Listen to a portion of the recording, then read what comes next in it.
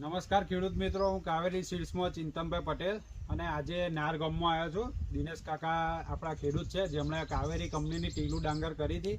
તો આજે આપણે એમના રિવ્યૂ લઈએ કે એમને ડાંગર કેવી લાગી. પહેલાં પેલું દિનેશ કાકા તમારો મોબાઈલ નંબર બોલો. 99 તમે નાર ગામના છો બરાબર? તો તમે ટીલું આપણે ડાંગર કરી હતી, કેટલા વીઘો કરી હતી? આપણે 30 વીઘા હતી. 30 વીઘો કરી હતી. તો ડાંગર તમને કેવી લાગી? ડાંગર એક નંબરની. ડાંગર એક નંબરની હતી.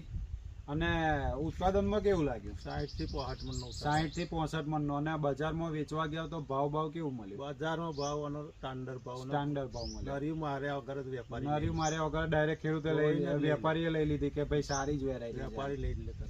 તમે બીજા આપણા એરિયાના આપણે ચરોતર તો સમજ્યા નાર ને, પણ આ તારાપુર એવાળા એરિયાને આપણા જે આ અંકુરની જે વેરાયટી બીજી વેરાયટીઓ કરે છે પાતળી સુપર પાઇન, એ સેગમેન્ટમાં તમને આ ટીલું આપણે આલી તો તમે બીજા ખેડૂતને શું કહેવા માંગશો કે આ વેરાયટી થાય કે ના થાય? કાવેરી ટીલું જ થાય. બીજું કાવેરીની ટીલું જ થાય, બીજું કોઈ રોગન ના થાય. આ વર્ષે કેટલી કરશો તમે? આ વર્ષે 80-90 વખત 80-90 વીઘો કાવેરીની ટીલું ડાંગર કરશો બરાબર?